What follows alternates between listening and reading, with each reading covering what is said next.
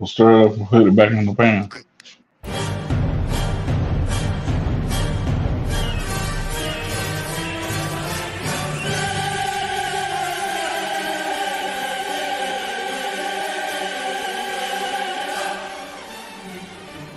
The Star. Yeah, y'all already know. Seven the pan. That dude Fizz on the beat. Yeah. We live in entertainment. Sound change. Crown the kings, homie. This is where it get ill. About to have the tempo of live as a tip drill. From the court to the diamond, to the track, to the big skin, flying around the field, starting five forever, keeping it real. If it matters in the world of sports, jeans and long sleeves, they taking no shorts. Hot to death, oh yes, these other sports podcasts live as a pros course. Biz market wave, the starting five goes off. No matter who you cheer for, emotions out the window, they analyze it with clear thoughts. They take it way deeper than the boys ever. No longer got any use for the four letters. The latest news, score stats and the view from the sideline. Ain't no guideline, it's just the truth. Yeah, no need to dig for a pardon line. It's always in season if people start five. We going in on three, run the baseline, start five. We got what you need. In the sports news you see, we don't waste time. We talking cause we live it. We got what you need. We going in on three, run the baseline, start five. We got what you need. And y'all know me, seven sign, I'm the illest guest speak. I got what you need.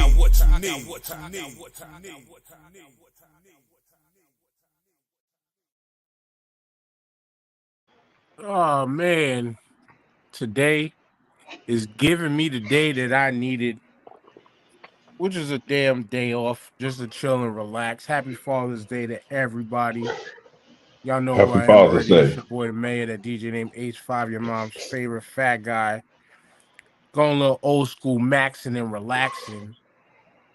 Cold chilling in the place to be right now, which is outside in this nice breeze. But we back, newest episode. Hit the box, my bad. I got to mirror the camera, but hit the box.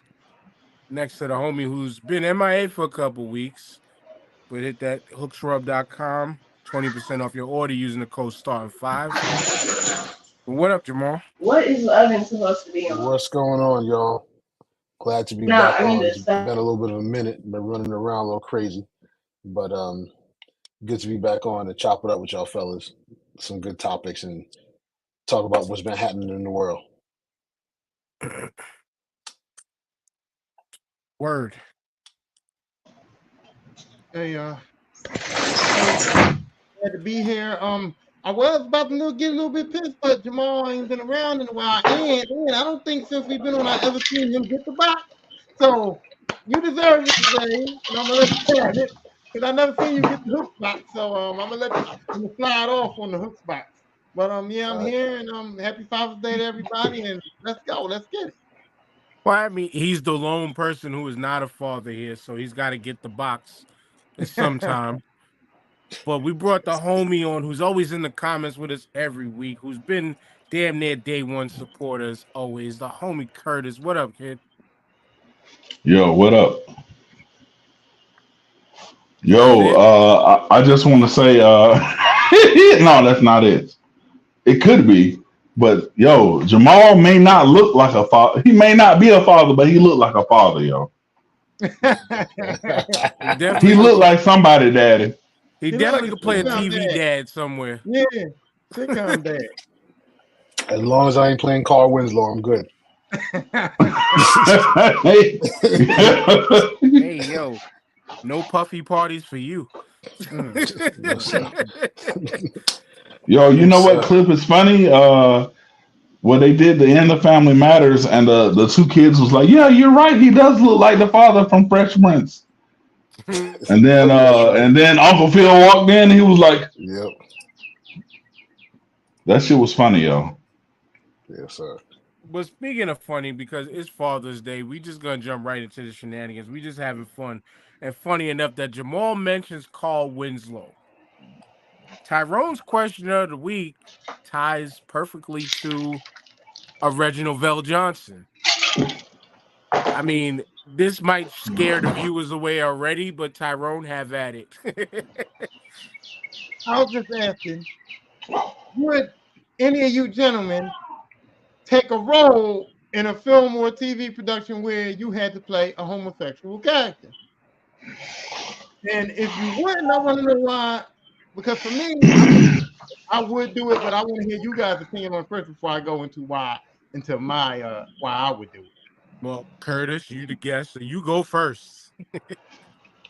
Yo, I swear to God, yo, I was just thinking about this the other day, and I was wondering because I've seen actors play characters or whatever, and they're straight and they're playing gay, or they're from Britain and they're playing American from Compton, but it depends on the money.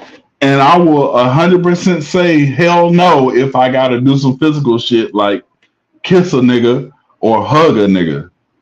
But I like, I have a daughter, man, and I do probably some, I ain't gonna say suspect, but some BS, just trying to make her laugh, yo. And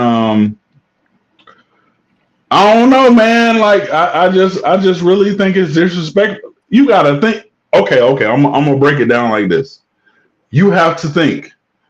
As many gays as it is on Earth, as many women as it is on Earth, why do I have to go get a regular dude to play a woman?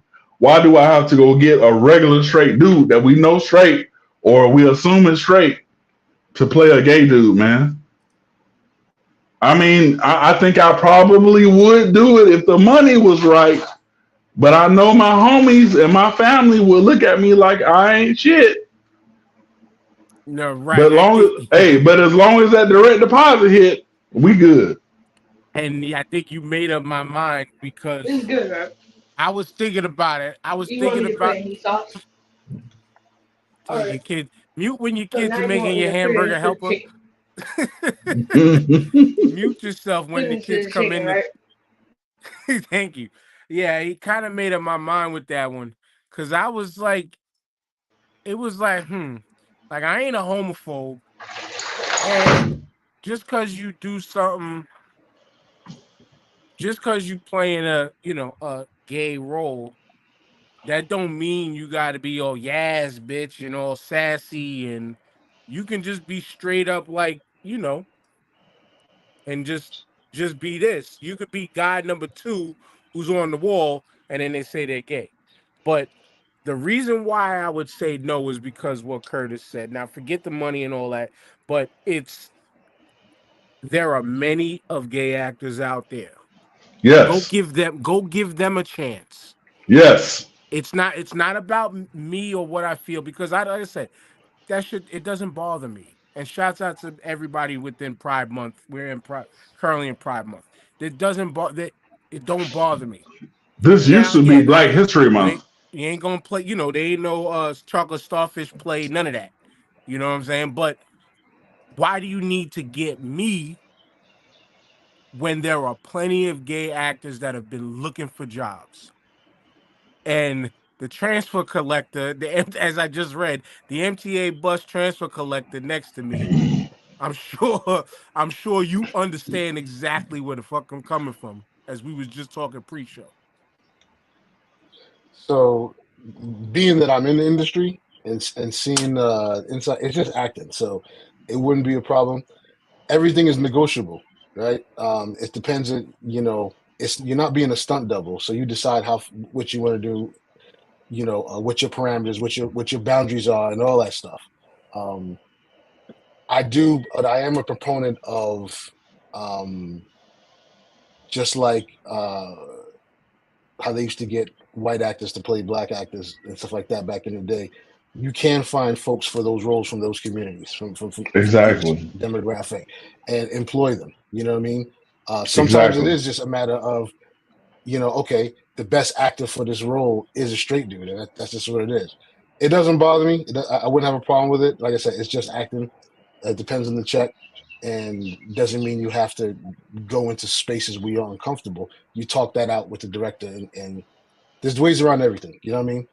you're not mandated to do everything. I'm just telling you from the inside out. You're not mandated that because you're playing this gay character, you have to do this. Or if you're playing this type of character, you have to do this. It's, you know, you interpret on your own. It's up to that each individual actor. That's the most insightful way I can explain it. So yeah, it's not like if you take that role, you got to do all these things you're uncomfortable with. It's usually about how comfortable you're with anything, with the role. That's my best answer. Yeah, right. Because let's say, I mean, just role wise, just speak like you said, everything is negotiable.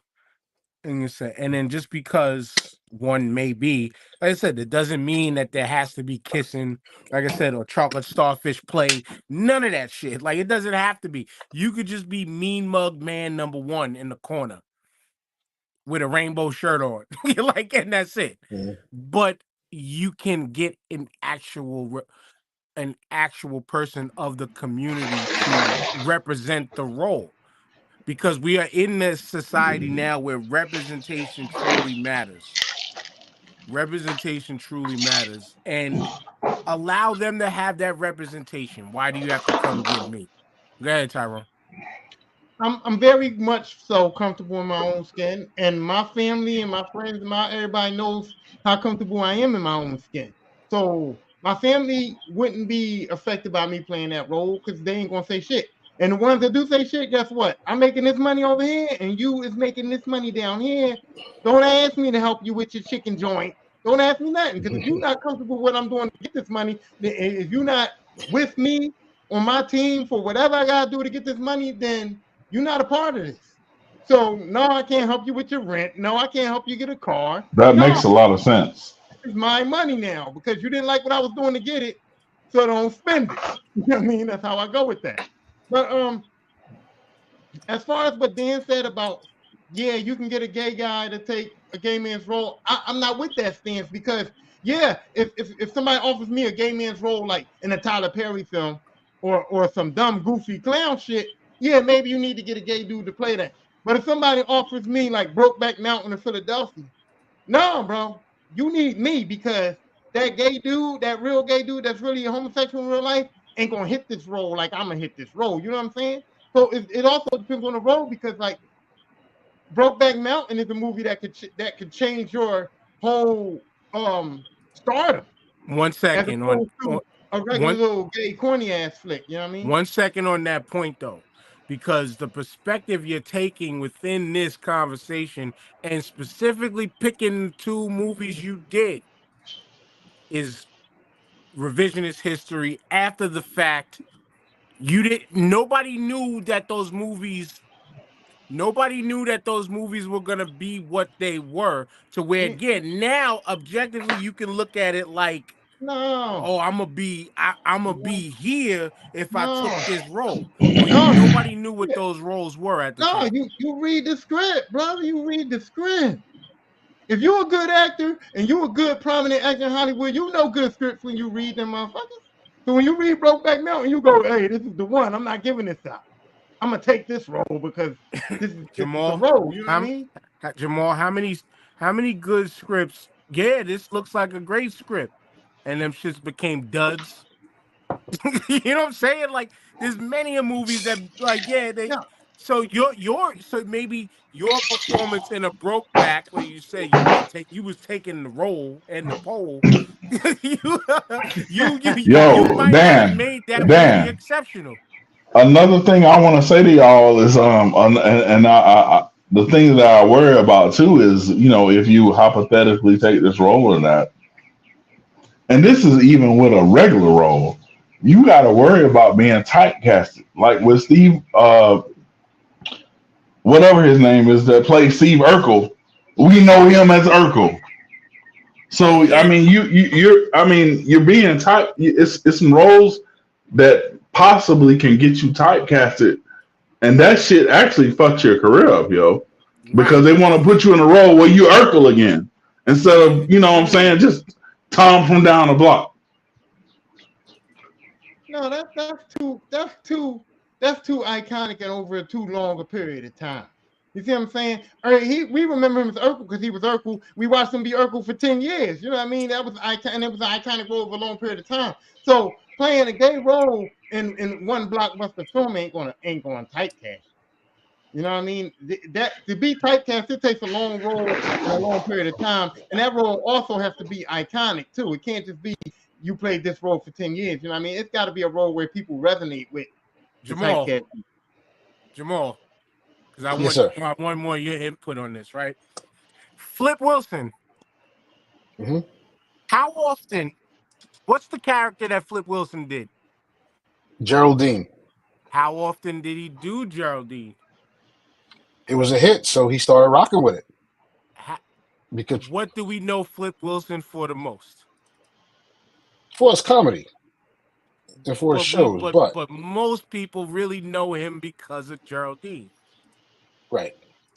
That's all I'm bringing. The point I'm bringing out is the typecasting that Curtis said. It can happen. I'm not saying it. I'm not saying. He did that to himself. He chose. You're right. You're right. You're right. He said, "Hey, Geraldine is a hit. I'm gonna keep playing this character." He wrote most of his own show. So no, yeah. True indeed. I just bring it up as far as the quote unquote typecasting thing is concerned. You know, because look, Will Smith's first movie. Now, yeah, he was able to break out of and became the action guy, then became the slap Chris guy and get abused by Jada guy. But I never forgot that Will's first role was what it was. You know what I'm saying? Like, I didn't forget that. Did I look at him in that way? No, because I knew the Fresh Prince first. So he never got locked into the typecasting. You know what I'm saying? But I'm just trying to say is that what Curtis mentioned is it's possible and can happen to somebody.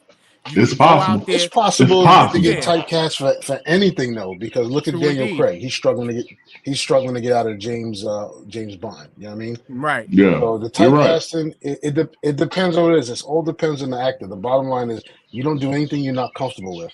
If you're really comfortable in your skin, you'll do whatever. There's a lot of actors that do that can get away and they'll take whatever. And it's all about how you rock with it. Typecasting is out of your control. It depends on how you break through with and what's a biggest hit for you. Look at Alfonso Ribeiro. He can't get out of Carlton. You know what I mean? Look at Curtis right now. You see his face? Yeah. That's if I shave my head, I could go New Jack, and that's Mustafa. Smoking pencil shavings. You have to feel that way too, and that's part of your responsibility, and that's part of your agent's responsibility to everybody. If I play a gay role in a film, and the film is a good film, and then the next script I get is another gay role film, I have to say, hey, I don't want to be typecast as a homosexual, so I'm not going to take that next gay role. I'm gonna take a regular role. And Carlton. Everybody wanted him to play Carlton, and he got typecast as Carlton. But it's up to his agent and up to his people to say, hey, let me get a role, take a role in anything. You know what I mean? Because Carlton was at the position where he could turn down bullshit. So he might have was looking for good roles, and they all kept typecasting him. So take some of that bullshit. Take a small role on a BET show or something, some of that bullshit, and do your best in it. And then maybe they could see you as something else. Maybe his agent, maybe him. Somebody should have said, hey, I'm looking for gangster roles. I want to roll as a gangster. I don't care what it is. I'm going to take a role as a gangster. That's get out of that Carlton shit. You know what I mean? You got to try to find ways to work it out. It's not that easy, man, because it depends. There's several people who get typecasted. Look, Theo got typecast. Michael Jamal Warner, he can't get out of Theo. He can't get out Rest of in peace. Yeah. Rest in peace. But don't we look at Debo as Debo? He kept playing Debo too. The name of the role would be different, but he was playing Debo. We look at Debo as Debo because that's all he did was Debo. No, he didn't. Yeah. No, he didn't. That's not what he did. He did Zeus. Lister was in a fucking SummerSlam or WrestleMania fighting Hogan. Tiny Zeus Lister was a president in space. Okay. Exactly. Exactly. What's the difference between Zeus and Debo? But we said Debo. We did say Debo's a president now. Yes. But when he was the president, I said, "Yo, this is President Debo." Right. But before Debo, I knew who Tiny Zeus Lister was. because he was out there just doing this shit, no holds barred, promoting the movie. He wasn't Debo yet. You're seeds of Debo. You're right, but one thing I have with you saying that, Dan, and I've been in error this whole time. A lot of people or fans aren't heads like all of us are. So they might not be as hip to, we seen Debo as Zeus and we seen Debo as Debo and Friday. So, I realize that maybe I erred in that part, but I appreciate you bringing that up, man.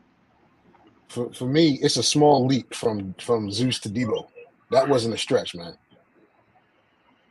No, it wasn't. You're right. It wasn't that far. It wasn't that far. Yeah. But look at somebody like Zendaya. I take Zendaya as a prime example. All Zendaya was doing was Disney this and Disney that, Disney girl, right? And she was able to get Euphoria. And now I see her in a whole different light. I never saw her as a grown woman. She was always a teeny bopper, Disney girl. And now I watch Euphoria, and Zendaya has took herself out of that. Now I don't think of her as Casey Undercover. You know what I mean? So if you get other roles outside of your box, and you do good in those roles outside of your box, you can take that typecasting away. You can try. One, you got to be offered those roles, right? You got to have the range for it, right? To do that. The other thing is, it doesn't matter what kind of. It doesn't matter whether you. The bottom line is this: you shouldn't do anything you don't believe in or you're not comfortable with, and that's where it is. So it doesn't matter what kind of character it is or whatever. If you're going into a character and you're already worrying how you're going to look or come off, or you're feeling some sort of way about it, or being typecast or whatever, stop. You shouldn't even touch it. You should just walk away. Zendaya also is very skilled. So almost her, you can't. Not all actors are created equal. There's some actors who are chameleons, bro, like Gary Oldman. That dude can do anything. You know what I mean?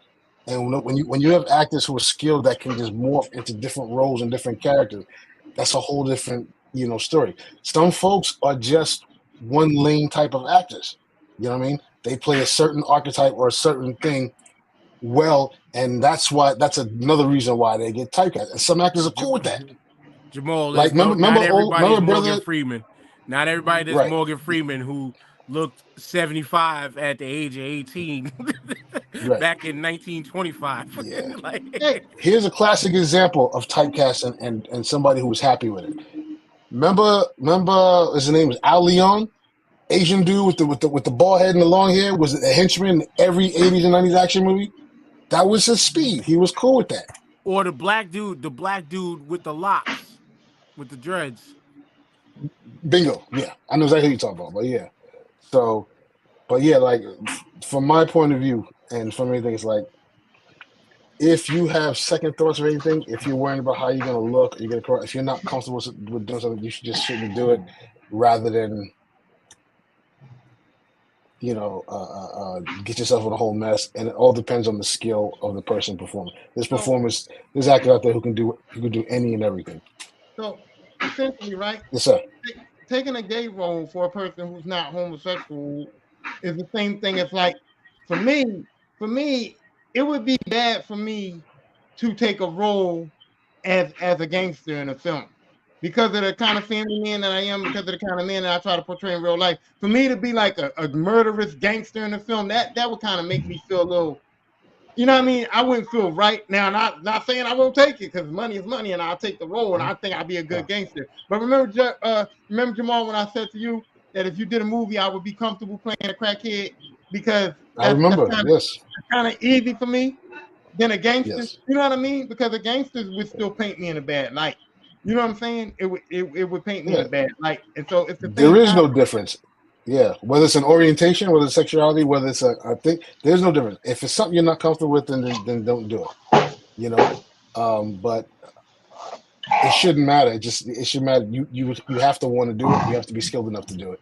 And I don't think Tyrone, you look like a murderous gangster.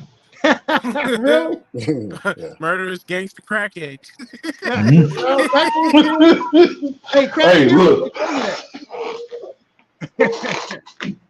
He's a five-time Rock champion, champion of the Rock. But nah, man, that's it. Like I said, I rest on the fact that I'm not, like I said, I don't trip off that shit. It ain't affecting my manhood. Like I said, I'm a father of daughters. It wouldn't bother me because my kids would be like, oh, look at daddy, you know what I'm saying? Like, it would be whatever. I don't give a fuck what people would say around me because guess what? It ain't gonna change me. Nothing changed me. But my thing is give it to somebody who would be more qualified than me.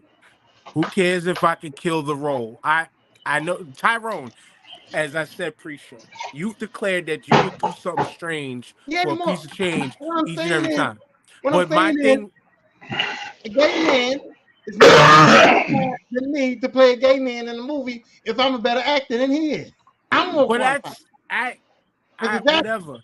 I'm different. He's gay, but he still got to act. He can't just go in there and be his real life self. He's got to play that character that's in that role too. You know what I mean? So he can't just go in there and be like, I'm gay. True indeed. But that's not the point I'm making. The point is the representation. To see that, hey, I live this kind of lifestyle and I can make it too. It would be the same. It's like me watching other podcasters pop off and like, damn, they did that. You know what I'm saying? There's a shot for me too. I've been at this shit for so long. There's a shot for me too. There's a shot for all of us. Like, damn, okay, maybe we could get a chance at this. Maybe we could get a chance at that. We're wrestling fans. How many young black women did well at the time Sasha Banks versus Bianca Belair inspire as the first, all black women's main event at WrestleMania? That shit inspired hella people. So it's my thing is it's that representation of seeing. It's like getting an actor who's not handicapped when you got plenty of actors who are in fucking wheelchairs and shit. You know what I'm saying? Go ahead, Kurt. Yo, before we get too far away, back to your question earlier, would we play a gay role? You remember, hey, and I know all of y'all are gonna remember this. Trust me. Remember that one dude? He was, I think he was in the Brothers or whatever. His name was Tracy, and he played a gang banging dude, and one of the other dude was trying to date his sister. But he played a role in Lockup where he played a gay person, and they had a scene where they filmed where he got raped. And he said that shit messed him up for the rest of his life. I don't know his real name, but man, I swear to God, yo, if I could pull a picture up, y'all would know who I'm talking about. He looked like he could play Eazy-E in any movie. But he said that role messed him up for the rest of his life. And I think it typecasted him, man. Hey, yo, and real quick, has Adebisi been anything but Adebisi? I really don't think so. I don't think so. You get what I'm saying? Yes. You get what I'm saying? like so it's like I said, Tyrone, I'm still with you because I'm not against it personally. That's just me. Jamal made his great point of like, yo, anything's negotiable.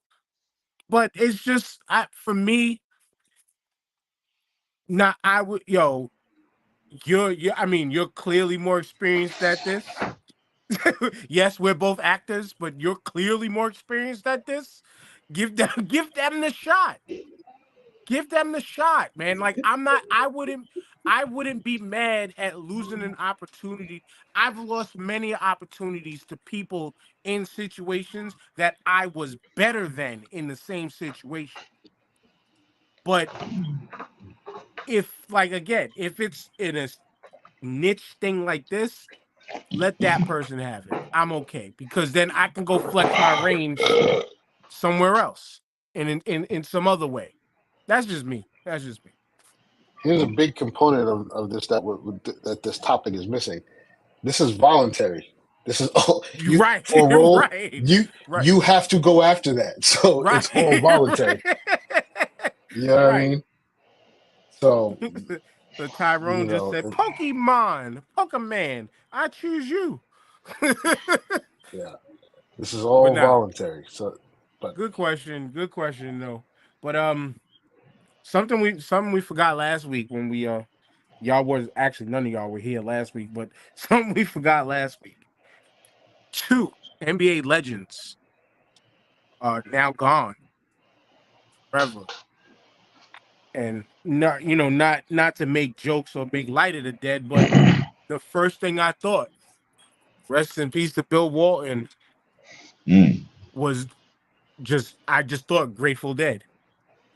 And it felt like if I made that the show image, that would have been disrespectful, even though it would have legitimately paid homage to a guy who followed the Grateful Dead till his deathbed, unfortunately. Like that, and it just worked. But yeah, I mean, freaking Jamal, NBA, like fucking super legend, even more legend on commentary. Like, that was I mean, the second name we're going to talk about in a second, but both people lost to just supreme talents in and off the court when it came to the NBA. It's big loss, all-time great. Yes. It's down for many causes that affected a lot of folks who have been victims of this country. Yes. And we're privileged to have him, even to have Kareem and Bill Russell for as long as we have, because remember the big man's disease is when they at 7 feet, what is it, 50% less life expectancy when you're that tall? Yeah. So for those guys to have a run for that long, better appreciate them folks while they still here. You know what I mean? Yeah. And Cap, is Cap still battling cancer or he got through it? I don't know. Yeah, Cap, so Cap's still around and what have you. So, but yeah, man, and we at that age now, so every day we seen 2 or 3 people that we came up with is dropping off. So, well, we meaning AKA myself, didn't really come up with Bill Walton on the court. Came up with him. No, which is another gift. You know what I mean? Outside of, but Laker legend Tyrone, we lost the logo. Jerry West. Hey, I'm gonna just say this, and I'm be honest and be very clear. As a Laker fan, and as a real Laker fan, I don't fuck with Jerry West. Now, as a basketball player, yeah, he's the logo. I never seen him play ball, so I don't know. But yeah, he's the logo. And yeah, I heard about all the good things he did and all that. But I don't fuck with him. He talks shit about the organization that he played for. He didn't like it. He didn't like the organization. He said he regret playing for him. So once you turn on the Lakers, go ahead on, bro. I'm sad that he died and all that. And I know he's a Laker legend and all that. He's the logo and all that shit. But you know what I mean? But I don't fuck with him, I mean. Because you turned on the Laker Nation. So I don't respect that. And he won executive of the year. He won executive of the year in 94, 95. And anybody that acquired Shaquille O'Neal would have won executive of the year in 94, 95. So fuck that thing. That was a bullshit award. And we know that's fine, man. I think he was talking about paying respect for the dead. That's all. Yeah. He just said fuck all respect. Fuck all. Well, since it's fuck all respect, because fuck the Lakers, Curtis. That man had a legendary career also off the damn court. Bro, I'm in Georgia and it's 4:43 p.m. About an hour ago. Me and my son was at the pool at a little apartment complex we stay at. And when we in the pool, we throw the ball between each other. And I did this. Hey, look at this.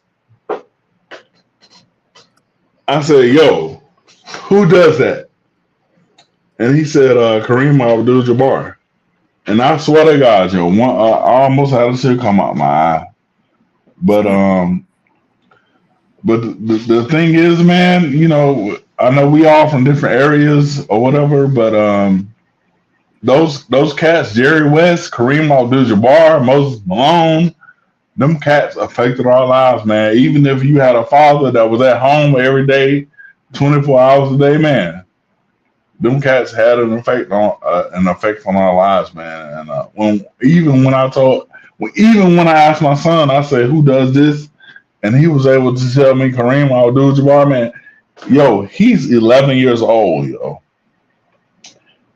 Just the fact that he knows that shit. Oh my God! I swear to God, it almost brought a tear to my eye, man.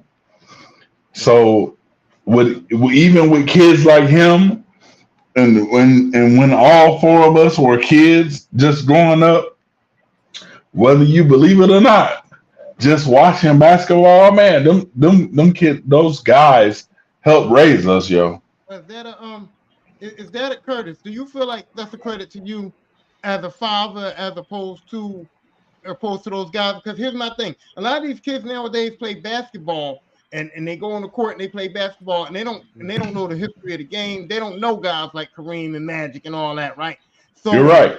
Is it a credit to you as a father to say, "Hey, man, if you want to play basketball and you want to know about basketball, you got to take this shit seriously. You got to know about Kareem. You got to see what Magic did on the court." You know what I mean? Because a lot of these kids don't know about the history of basketball. They just out here. My brother. I think it's a credit to myself as well as a credit to whoever played or was on the hardwood or whatever. Because I there's been a few times where I've been like, "Hey, sit down and watch this with me." So the fact that they, I know, and they got their own cell phones, so they got their own algorithms. So certain shit is gonna come up on their phone that may not come up on my phone. So I will take credit for it, and I may be taking too much credit for it, but I will take credit for it. But I do feel like the algorithm is a part of it. But I have shown them, like, I try to bring my kids up the right way, man. As you should take credit for it, because where's the first place that they learn about this stuff? Where's the first place to bring it back home, Jamal? Who did they first learn who the logo was from? If Exactly. It wasn't watching TV. Pops for me, yeah. Happy Father's Day. But back to Jerry West, though. Again, legend on the court, multiple times in the finals. One only won, but did the same shit that LeBron gets criticized for. Just you go to so many of them, right? But then retires, becomes an executive, bounces around the league, rebuilds organizations, built the dynasty in the Golden State Warriors, and just became just as great as an executive as he was as a player. So rest in peace to both. Rest easy to both of those NBA legends. And go ahead. You say something about Luke Walton. Bill. Bill. I said Luke because Luke played for the Lakers. Everything goes back to the Lakers. Anyway, Bill. I didn't really see Bill Walton play, and when I did see clips of Bill Walton, I didn't see nothing spectacular or nothing like that. But I like Bill Walton from his commentary, from his voice, and the way he always seemed happy to be there. He always seemed like very into the sport. Like he loved basketball. And you could tell that Bill Walton loved basketball. So it just not based on him playing, but just based on me seeing a man that had a love for the sport, that wanted to be around it, that was very knowledgeable of it, that talked and was just happy to be there. I just wanted to put that out there. That's what I really enjoyed about Bill Walton. Yeah, it's kind of hard sometimes to not get the vibe and the infection of a person like that, even through the television screen. It's kind of hard to not feel that vibe from a person like that who just, who showed he loved what he did. You know what I'm saying? He showed he loved what he did to the utmost power. Again, the amount. I mean, he's one of those people who he traveled where the Grateful Dead went. Now, just think about that as like a band. Like, you got loyal followers like that who could afford to flow with you wherever you're touring, and he was one of them. Like, like that. I'm sure that they're taking it as like a major loss too. But I mean, the sports world lost two big ones, two titans, and when it comes to the NBA, the rest easy for Hey, them. yo, But I just want to say, I really appreciate y'all having me on this podcast, man. I watch y'all almost every week, and I love what you guys do, man. I swear to God, man, yo, I love you guys, man. I love what y'all do. Y'all do every week, man. Y'all don't just get on here and talk shit out your ass. Y'all niggas know what the fuck y'all be talking about. I love that. Yo, I'm sorry. I'm not trying to be an idiot, but I'm just letting you know I love you guys, yo. Y'all know what the fuck y'all be talking about, yo. No word, and thank you, and greatly appreciated. And like I said, we've been down, but us too, we've been down since before we even started this podcast. Via HHGG and all of that shit, man. So it's definitely appreciated. Thank you and love you back, brother. With for real. But NBA shit, I thought it was. It's now looking like the gentleman's sweep that I called in 5. Work has been stopping me from watching most of these games, Jamal. But everything I see, everything I've heard, Jaylen Brown is looking like who I picked to be MVP. That's looking to be pretty true right now. I said this: the Celtics would win this in 5. That was my choice. The media, well, a lot of the folks in the media was picking Dallas. I could not see why. They want Luka to be the face of the league so bad. And I said, do you watch him play? You know what I mean? He could be. He could be, but they want that win so bad. Could be. Listen, when you look at those two rosters, man for man, I like, how in the hell do you think that team was going to defeat that 7-deep 3-point shooting Celtics ISO ball where everybody can hit a 3, everybody can get a bucket, and those fuckers can defend? Now, if Luka and Kyrie are doing your defense, you asked out. You can't. They just too slow. They can't defend themselves. I was like, nah. Luka can get a bucket. That's great. That's great. Luka can get a bucket. But as we see, a fire hydrant can guard Luka. They put Al Horford on. Hey Curtis, I'm curious. I'm very curious as to you saying, in what way can Luka be the face of the league? Okay, my man. Yo, oh my God, that's an easy question.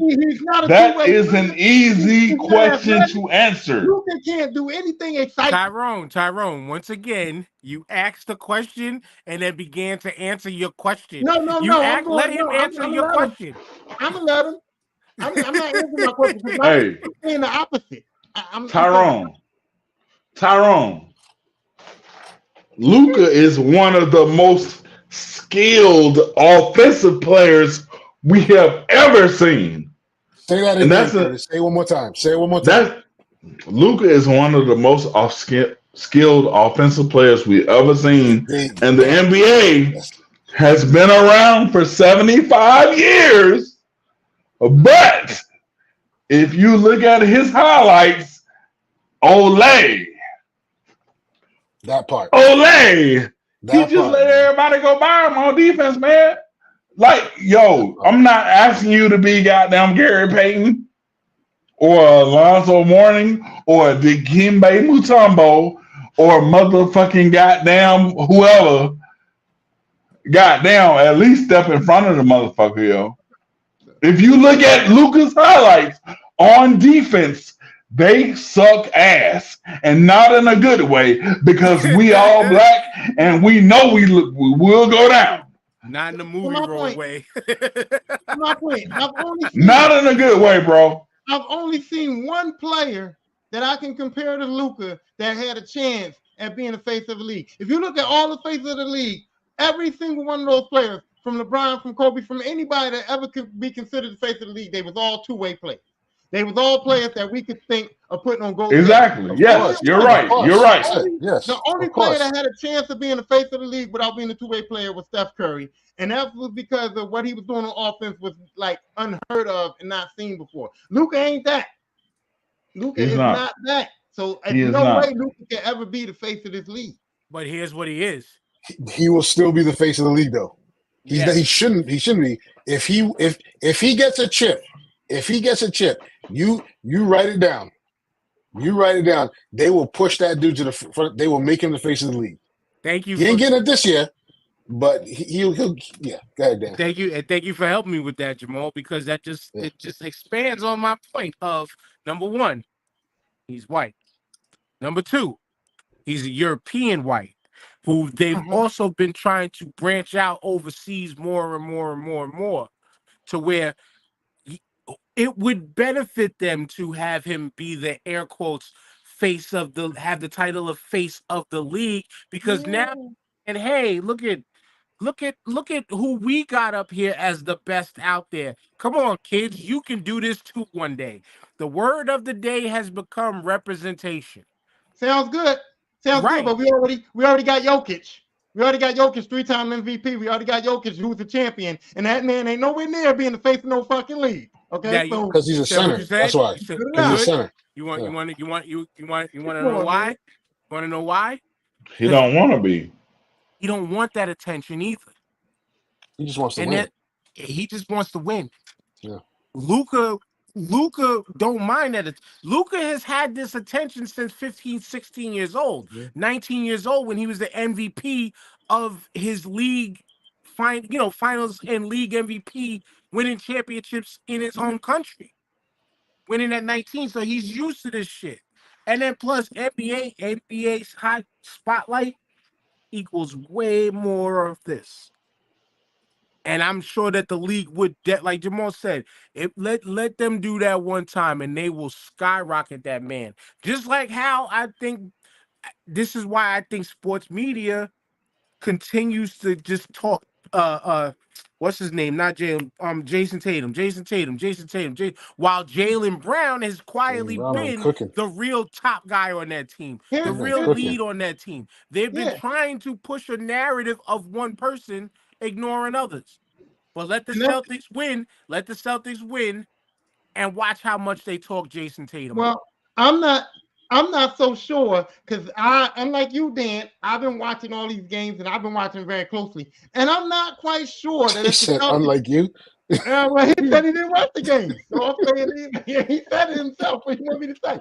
But anyway, I've been watching these games and I've been watching them very closely, and I'm not so sure that Jaylen Brown is the MVP of this series, because Jason Tatum didn't score as much as Jaylen Brown in the first two games, but Jason Tatum was he was passing the ball, and he was doing a lot of other shit. He was doing a lot of the intangibles in game 1, 2. He had a breakout game in game 3, which puts him up there. Game 4, they lost bad. Tatum and Brown look bad. So let's say this game goes 6 games and Tatum has 2 more good games in 5 and 6. I'm not sure that Jaylen Brown gets that MVP. Right. Then look, see, I love how you always go for specific minor points. I understand that. I understand that. But my point is just the whole talking about elevating somebody into the quote unquote prominence and into the lexicon of what everybody's talking about. They've been trying to push Jason Tatum even when he's had the shittiest of shit games.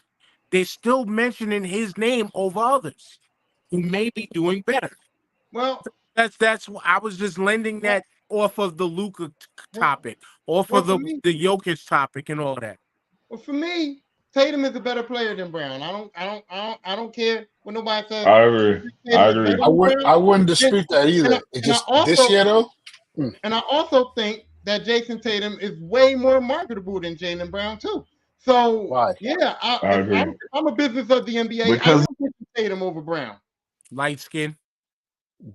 That's why I said why. I said why. Skin. Yeah.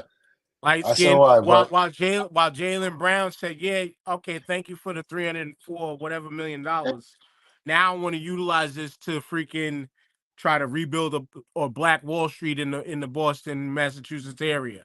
I want to do this. I want to do that. Dude is one of the smartest. We're all kind of learning this in real time with each other. He's one of the smartest individuals out there on the planet, doing fucking TED Talks and shit, and MIT visits, and all these types of conferences, discussions. But Jason Tatum, light-skinned kid from Duke University, Kobe friend. Yeah. Things like that. You know what I'm saying? And I don't bring up the Kobe part as disrespect in no way. It's all marketable. Right. And it's a business. So that is what that is. You know what I mean? Right. But I still personally think that Tatum is a better basketball player than Jaylen Brown right now. He is. He is, but just not this year, not through its playoffs. Yeah, I agree. I agree. And Jaylen Brown got that contract, and everybody was like, the Celtics paid that much for Jaylen Brown. Yeah. Now you see what he about to bring them home a chip. What they about to get, number 18? I don't even know how many it is, but yeah. Yeah, number 18. Yeah. Tyrone don't like that number. Where's your belt? Where's your belt? Man. That's exactly why I don't got the belt today, because y'all gonna be talking about that 17 on it. But anyway, man, yeah, we really didn't have much for today, but well, I got fights was last night too. Oh yeah, I missed that too. Or actually, no, I seen a bunch of it through TikTok. I watched those fights. Very, very disappointing last night. Which fight? All of them. I was disappointed. There was no action going on, man. Except even with Benavidez, I thought he was going to put the paws on my man. He didn't really do much. He won the fight. I mean, it was good. But, you know what I mean? I just didn't see what I wanted to see. But I do have to give credit that the Tank fight was better than I thought it was. Tank fight was great, man. It was great. And my man did an excellent job. Martin did an excellent job. And he just got caught. And when you get caught by Tank, you know, that's the end of the night. You can't do nothing about it. Oh, Tank just special. Y'all really feel like that was a great fight? The Martin and Tank fight? Yes. I thought it was great. I knew it was coming. Great. Tank keeps showing why he's special.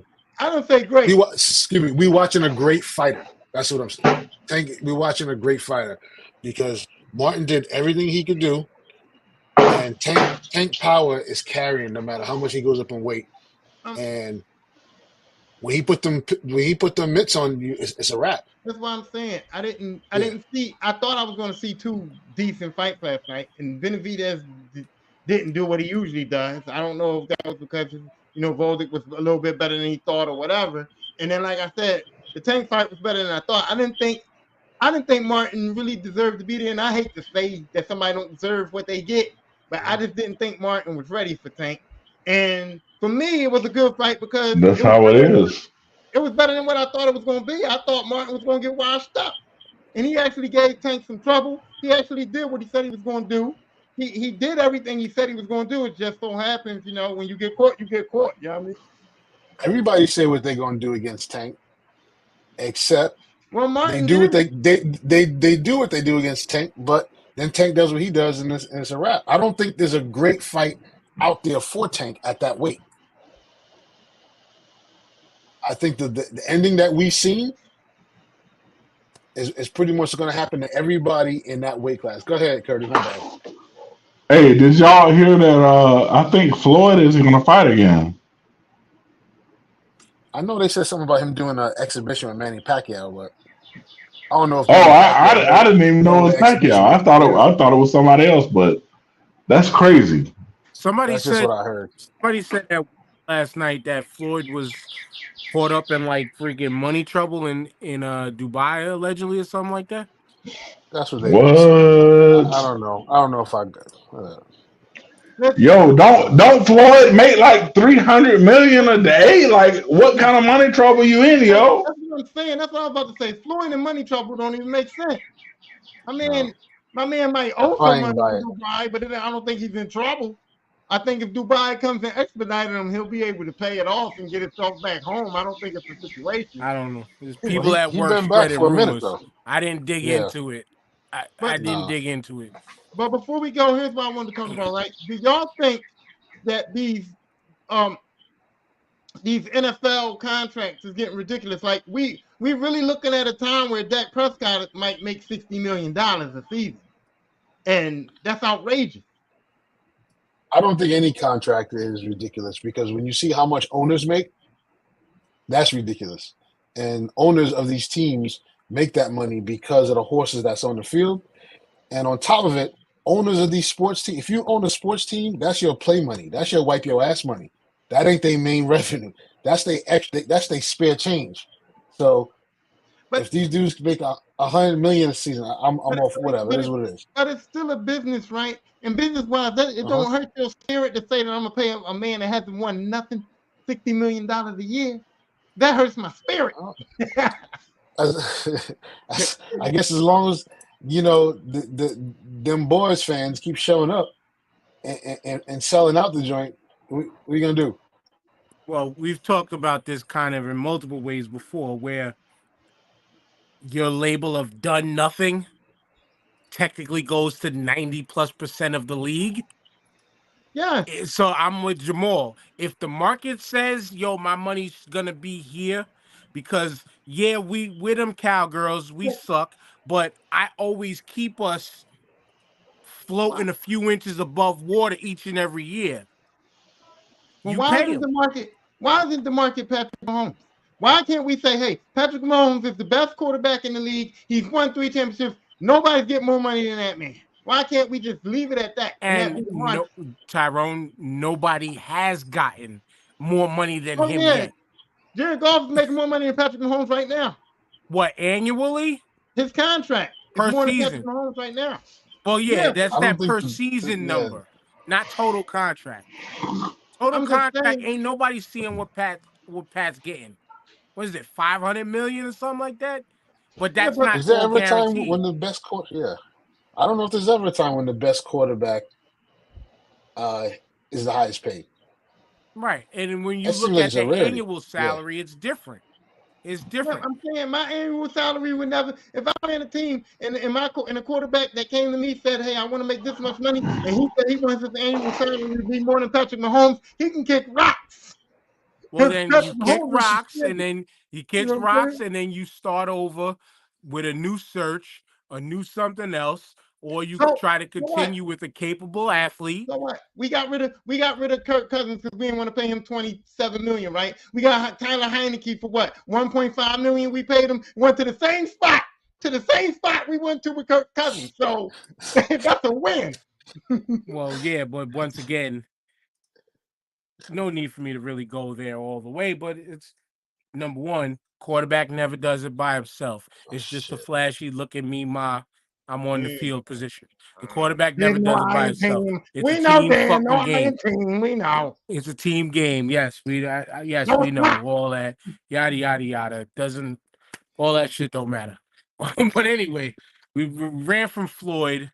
We talked about a couple other people. I just wonder, who are some of y'all best and worst father-child combinations that done it within the same sport, same field, whether it's comedy, movies, TV, who is some of your best and or worst? Give a best and a worst. Some of the best is the Manning family. All right. Both kids was better than their pops. And the pops was good. He was just in a shitty organization, but both kids was better than the father. Let's see, some of the worst. Ooh, I gotta think on this one. Oh, Trump and his kids. Trash. We got trash. Excellent. Perfect pick. And that's a lineage that goes from freaking piece of shit Klan member, father, to piece of shit business owner turned president, father, to dumbass children that just run around spewing garbage. So I like that. I'm with you. I got the picture, the show image. Dusty, Dustin, and Cody. Dusty, from NWA, from Championship Wrestling of Florida to Vince McMahon putting him in polka dots, to just his influence over the business as a whole, even to unfortunately his dying days, developing some of the greats that came out of NXT, to where then you had his first son, Dustin, who is, you would consider him more of the journeyman. He's been everywhere, but you're never really gonna get a bad match out of this guy. And it's trained some of your favorites out there to then now Cody, who became the top of the mountain at the WWE, helped start a company in AEW, did his thing in Japan, and then the independent circuit overall. So that's where I would give like one of the best, combinations to. Worst, I'm not gonna say the basketball one that I mentioned pre-show, but I will say the comedian one. And I was thinking about Richard Pryor and Richard Pryor's son. Now, if I had my computer open because, connection issues and all of that, I would show you the video of Richard Pryor's son eating shit at the Apollo. If y'all haven't seen it, look it up. It made you feel bad for the dude. Now, the Apollo is a crowd of black people coming to boo on purpose. They come in the boo on purpose. But this just wasn't it. Now, his daughter, Rain Pryor, she's doing good. But his son ate shit. His son ate shit. Tyrone, you went? No. Well, Jamal kind of stole mine because I was going to say the man is, but if I had to say, I just want to give credit to Denzel and his son David as far as acting.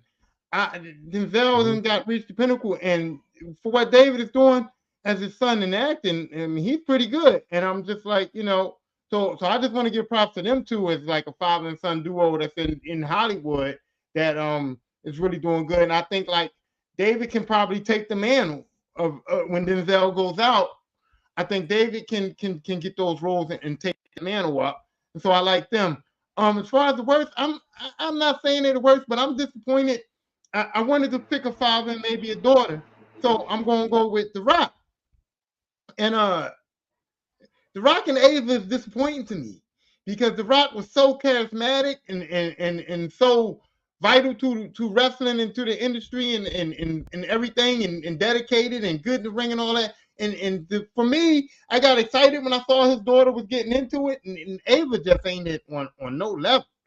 Like she's not giving me anything. She's not giving me no charisma. She's not giving me nothing on the mic. She ain't giving us nothing in the ring. And it was really disappointing to me because I thought, as her being The Rock's daughter and being in the industry that he kind of runs now, it was like I expected big things out of her. So I'm not saying they're the worst, but I'm saying I'm very disappointed in Ava as of right now.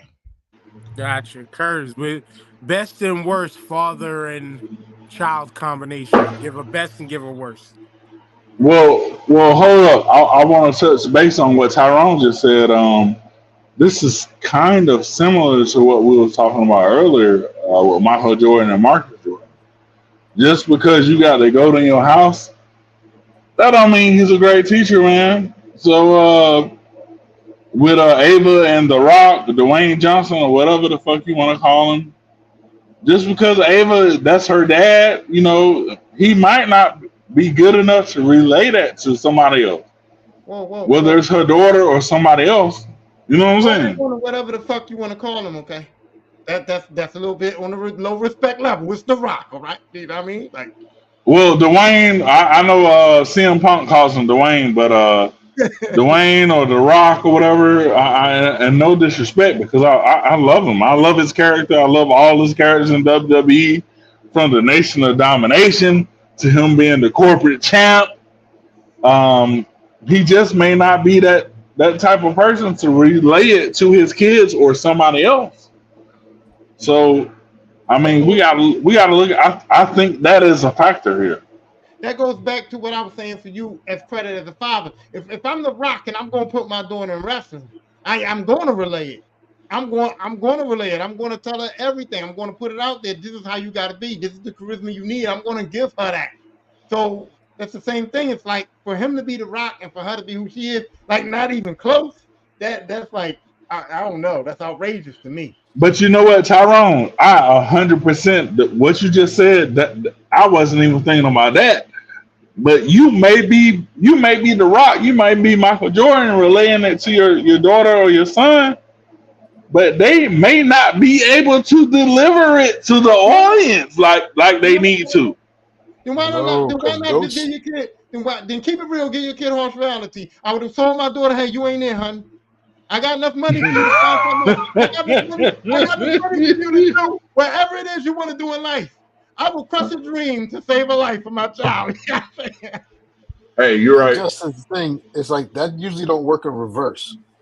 You know, the sons are never usually as good as the fathers. It's always, you know, in reverse. They'll give birth to something better. Like Exactly. yeah, look at Ken Griffey Jr. and Ken Griffey Sr.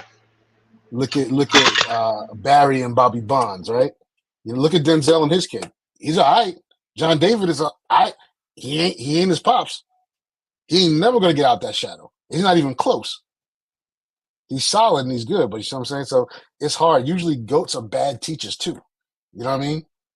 They're bad coaches, they're bad trainers, whatever, because a lot of time goats already come into the equation with a certain amount of God-given natural ability that the next step is just discipline. It's just discipline and a little bit of coaching.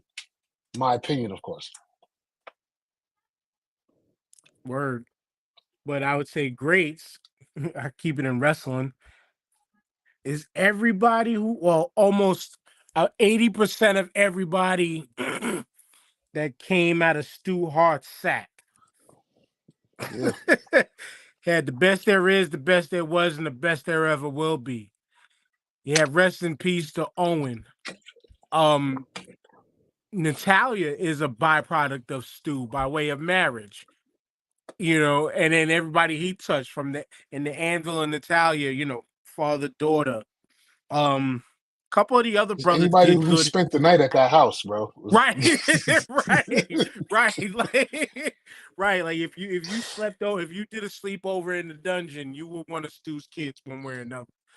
But then You think the he made bad him go side, downstairs? huh? You think he made him go downstairs? Like, came over to our house, was it like, yo, go downstairs? Get your ass, like every kid that came in there had to go down there. Before it was a pause-worthy thing. Let me go down there and stretch you out a little bit. But then a bad, I mean, like I said, Curtis kind of mentioned him, but I was Michael Jordan's. You got one of, you know, arguably not my GOAT, but most other people's best ever. And then his sons both tried. One did make D1 and then gave up. Well, the other one just wasn't good enough. But here's one though, with this to close it out.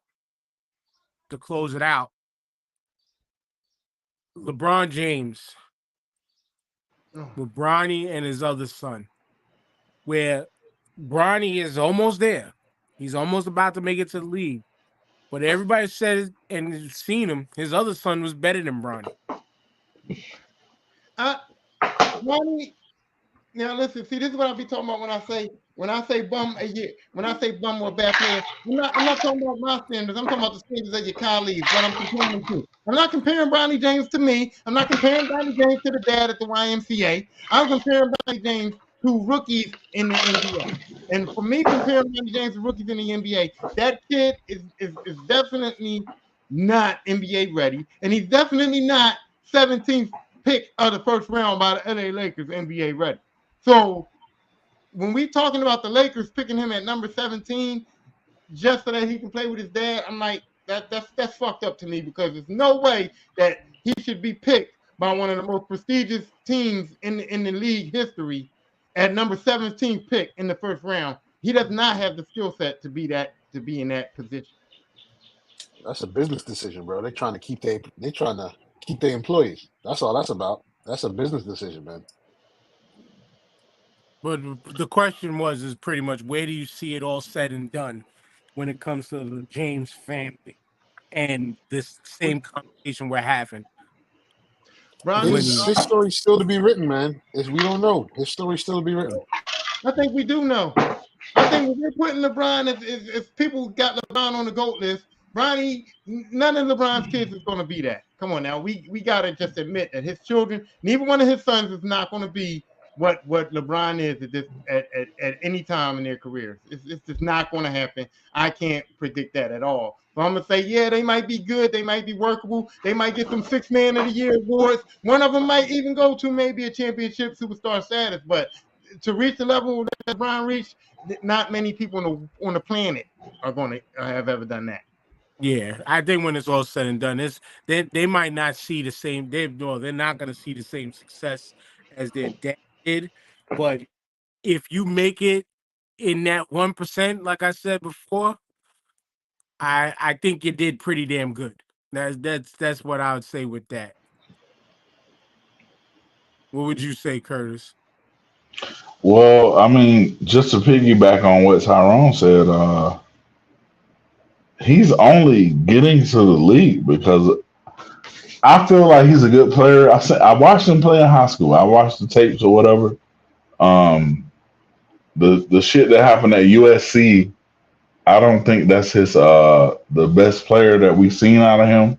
But to piggyback on what Tyrone said, I ultimately think he's getting to the league because of who his father is. So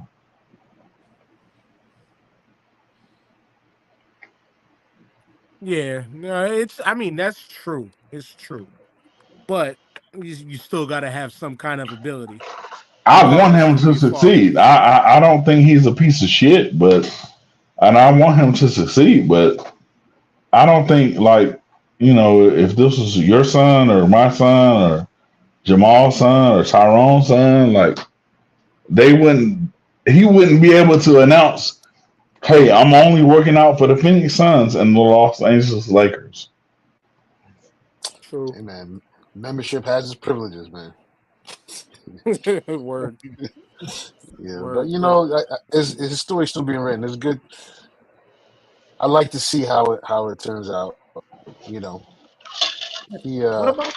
may actually find his way in the league. Honorable mention. I just want to give some respect to the Ball family. Now I know Lonzo Ball is outrageous. I know his sons may not be as talented as he thinks they are. I know he thinks his sons are the Michael Jordans of the world and all that. But for what that man done with his 3 boys and for how he got them into the league and for how he promoted them and how he got them sneaker deals and he kind of made them stars before they were stars despite their talent. And you got to respect that. You know what I mean? Yeah, they're talented. Yeah, they made it in the NBA. Yeah, they're decent players, and they're not to the level of what he tried to feed us. But all in all, he kind of made his sons successful based on him just being that dad and supporting them and rocking out for him. So I kind of got to give Ball a little bit of respect for what he did with his boys and how they're doing in the NBA and stuff like that too. And if I was thinking correctly, that's who I should have made the show image. Just to be funny, never lost. That's what I should have made. But like, as a real father, though, like, that's exactly, like, you always want your children to be better than you. You want your kids to do better. You want to see them do better, whether they do better or not. Sometimes they don't, but real dads, real parents, we are there no matter what to push them. Try to make them be the best humans that they could be. Like, shit. And we're gonna end it with, I gotta end it with this. One thing that made me extremely happy was, like, I mentioned on my Facebook page a while back, like, yo, my daughter has been getting like all those random, hey, come visit us cards from schools right now because it's junior year. This was supposed to happen in junior year. You know what I'm saying? But she's getting a lot. Way more than I've ever gotten.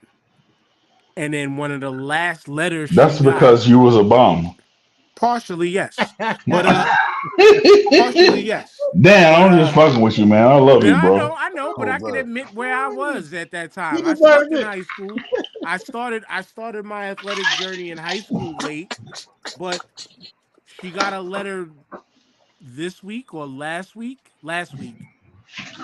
from track coach The from sugar this out of school in everything. Manhattan, the City Yeah. College in New York. She got a letter from the school saying come visit, but from the track coach, not from the school, not from the track coach. And that's the type of shit that I'm talking about that you want to see in Florida. The kids doing better than you. Hey, on another note, so my daughter, my 15-year-old daughter, we was just watching Clash at the Castle, whatever, and she saw Bianca Belair and Jade. match, right? And my daughter don't really watch wrestling. She's not really a wrestling fan, but she kind of sat down with me to watch it, whatever. But she was watching them and she was like, damn, Dad, look at them. She was kind of astounded by that. And she was kind of excited about it, right? And I said to her, I said, you looking at them and you seeing how big they are, they're flexing their muscles. And for real, she's bigger than both of them right now. She's taller than Jade and Bianca, and she weighs more than both of them. And I said, well, you can be that. And she said, no, Dad, I can never beat them. I said, you sure can, because she didn't realize that she was bigger than them. I said, you're taller than them right now, and you have the same kind of build. You had, you're thick, you're strong. You can do that. And now, she's interested in it. And I heard that somebody from ECW might be starting a wrestling school in Pennsylvania. So now, you never know. I could probably be a manager for a WWE star one day. But I'm gonna push her into that and see what happens. And that's all You it should, takes. It just takes that little push. But that's it, Kurt. You know what to do with final shout outs. We done. Okay, I'm shouting out all of y'all, man. I really appreciate y'all letting me come on here. I watch y'all podcast almost every week, and I love you guys, man. I'm glad you're not one of the podcasts that come on here and just talk shit and don't know what the fuck you talking about. Y'all are very knowledgeable. I will continue to follow you, and I hope more people do too. Peace. Tyrone. Kurt, I appreciate you coming on here, and you are the reason why we do it. It's for brothers like you is the reason why we keep coming every week to do this. But I was kind of a little bit disappointed because I was like, I said, oh, he gonna have that smoke for me, and you came nicely, and I appreciate the nicely, but I kind of like enjoy the smoke a little more than the nights. So next time you come, you gotta have some smoke for me, because these guys is losing bad. They need help. Tyrone, hold up. I honestly could give you some smoke. Big facts. But bro, I love you, man. Just the fact that you're a wrestling fan, and I know that you're not faking. I know that you're a wrestling fan. Like, everybody else here, not everybody, but just watching y'all every week, I know that you're not just a motherfucker that's coming on here and talking that shit out your ass, man. I love you, man. I might talk shit to you, man, but you my brother, yo. All right, it's all love. Jamal? That's what's up. Yo, Kurt, thanks for dropping by, man. Come on the show as often as you can, man. Thank you, brother. Watching and giving us the support. Lisper, man, I ain't seen you in a good minute, but I'll have smoke for you next time, man. I don't think the last time I was on, we were still talking about the Knicks, but it's all right. And Maya as well, appreciate chopping up with y'all fellas. Shout out to TJ and Big O in Hooks Road. Peace to Ishtar, peace to Disabled Planets, peace to Ill Magic. Maya? Word. And they said 20% off your order, hooksrub.com. Use the code STARTING5. It's time for me to go eat. Definitely welcome back at any time. I know, Curtis, this might be, I think, your second or third time over the years on the show. This is my second time on here, yo. Yeah, we had you back when it was just me and JP. So, but yeah, you're always welcome, but everybody's always welcome, man. And yeah, that's I appreciate it, brother. Continue to enjoy your Father's Day, people. Peace. We'll see y'all next week. Be safe, yo.